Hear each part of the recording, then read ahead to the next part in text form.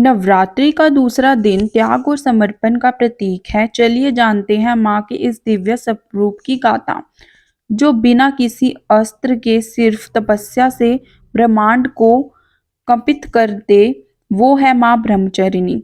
तो आज हम जानेंगे कि माँ ब्रह्मचारिणी के बारे में, जो क्या है नवरात्रि में दूसरे देवी माँ के स्वरूप में हम सबके सामने आती हैं और अपने दिव्य दर्शन सभी भक्तों को देती हैं।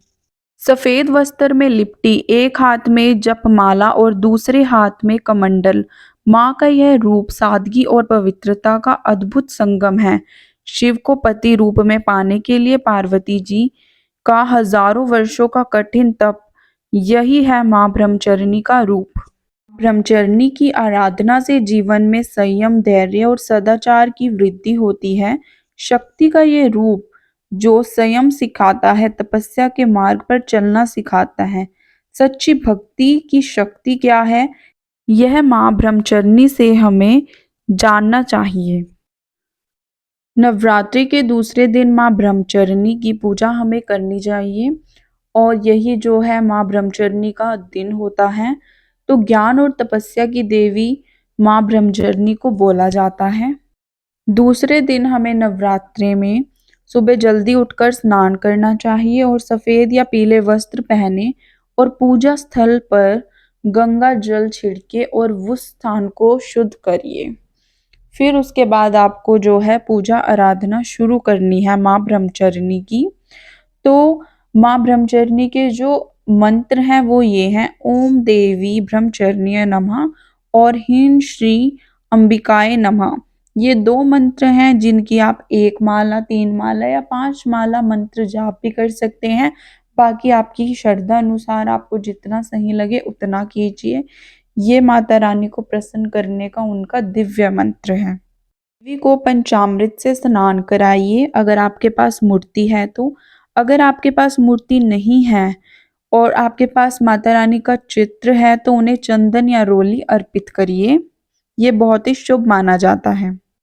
माता रानी को दीपक और कपूर से जो है माता रानी की आरती करनी चाहिए। हाथ में फूल लेकर माता का ध्यान करें और उस फूल को माता रानी को अर्पित करें। माता रानी को जो है चीनी, मिश्री और दूध से बनी मिठाई बहुत पसंद है, तो इसका भी भोग जो है माता रानी को जरूर लगाएं।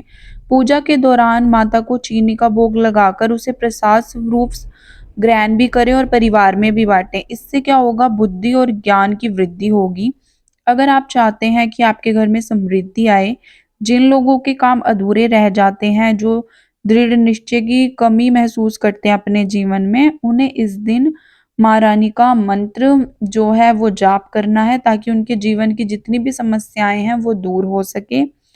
मानसिक शांति के लिए माता के सामने कपूर जलाएं, गंगा जल में थोड़ी सी मिश्री मिलाकर उन्हें अर्पित करें। इससे जो है मानसिक शांति मिलती है और जो हम सोचते हैं वो हम दृढ़ निश्चय से काम पूरे कर पाते हैं। तपस्या इनकी कैसी रही उसके बारे में जानते हैं। कथाओं में कहा जाता है कि 1000 वर्ष तक जो माता रानी है उन्होंने केवल फल और फूल खाकर अपनी जो है तपस्या की। फिर 100 वर्ष तक केवल शाक सब्जियां पर निर्वाह किया और बाद में कई वर्षों तक निर्जला बिना कुछ खाए जो है उन्होंने तपस्या की। तो इस तरह से जो है ये तपस्या की देवी मानी जाती हैं। इनका जो तप है वो बहुत ही ज़्यादा देखा गया है कि उन्होंने बहुत तपस्या की है, तो इसीलिए इनको तपस्या की देवी कहा जाता है ब्रह्मचारिणी।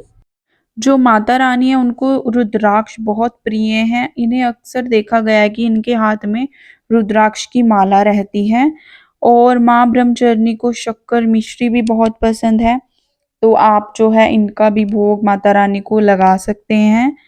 अगर किसी की कुंडली में मंगल दोष हो तो लाल कपड़े में मूंग रतन या लाल फूल जो है माँ को अर्पित करे। इससे मंगल की जो ऊर्जा है वो बेहतर होती है और उनके जो दोष की वजह से गलत प्रभाव उनके जीवन पर पड़ते हैं तो वो जो है खत्म हो जाते हैं और उन्हें बहुत ही शुभ फल देखने को मिलता है। उम्मीद है आपको ये वीडियो पसंद आई होगी। इस तरह की और भी वीडियो देखने के लिए आप चैनल को सब्सक्राइब कीजिए। अगर आपको ये वीडियो पसंद आई है, लाइक शेयर एंड कमेंट कीजिए और हमारे इस चैनल पर भगवान की, देवी-देवताओं की, त्योहार की, शादी-विवाह की और बहुत ही अलग-अलग प्रकार की वीडियो जो हैं आपको देखने को मिलेगी।